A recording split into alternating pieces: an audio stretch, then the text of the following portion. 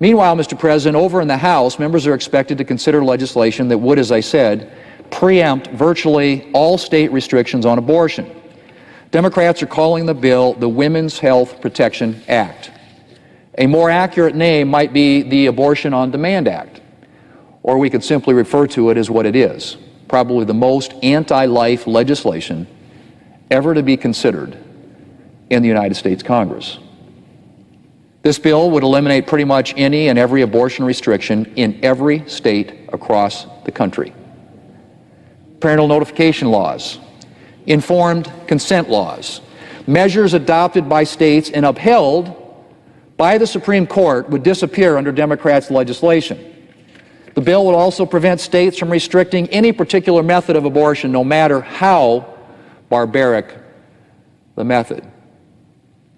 And the bill would make it essentially impossible to impose any meaningful restrictions at all on abortion in any stage of pregnancy, including after the point of fetal viability, when the baby can survive outside its mother. The bill would also jeopardize doctors' and nurses' right to refuse to participate in abortions, and specifically prevent them from having recourse under the Religious Freedom Restoration Act to protect their conscience rights. And it would put measures in place to ensure that any state pro-life law would face an uphill climb in the courtroom. In short, this legislation would make abortion on demand at any time for essentially any reason the law of the land in the United States.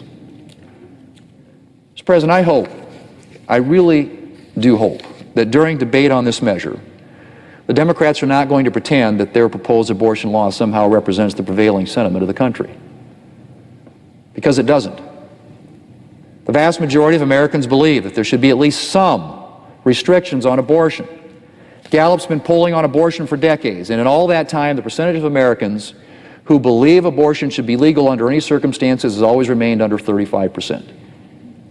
In fact, for most of the past several decades, that number has remained squarely under 30%. A strong majority of Americans support at least some restrictions on abortion.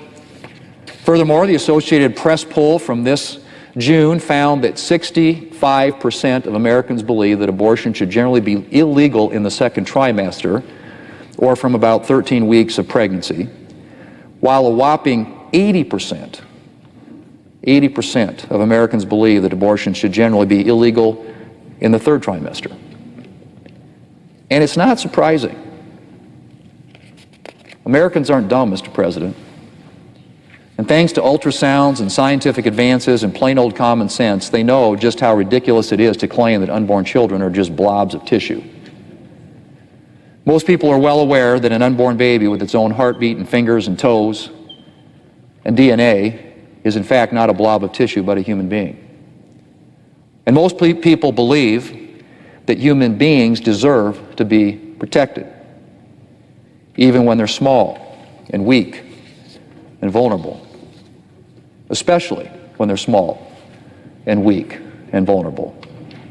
And so it doesn't surprise me in the least that 80% of the American people think abortion should generally be illegal in the third trimester.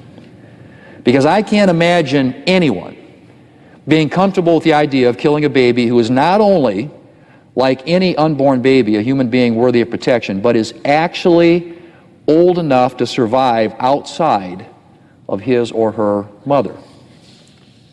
And so, as I said, Mr. President, I really, really hope that Democrats are not going to pretend that they're representing the American people with this appalling legislation. They are not representing the American people. They're representing the radical abortion lobby.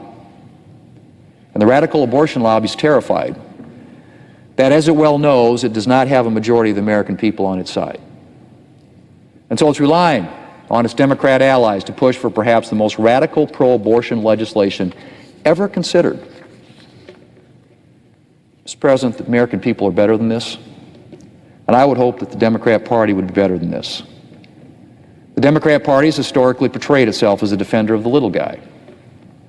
It's unfortunate that that doesn't extend to the littlest guys and girls among us, the unborn babies in danger of dying from abortion. There are hundreds of thousands of abortions in the United States every year. That's hundreds of thousands of innocent human lives lost. Do we really need to remove even the most modest restrictions on abortion?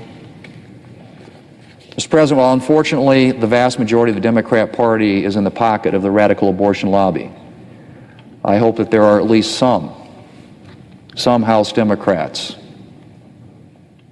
out there who aren't comfortable with this bill and the Democrat Party's extreme abortion politics. And I hope that these Democrats will stand up and oppose their party's abortion on demand legislation. This anti-life legislation is an abomination, and it should never, Mr. President, make it out of the House of Representatives. Mr. President, I yield the floor. The motion to invoke cloture. Cloture motion.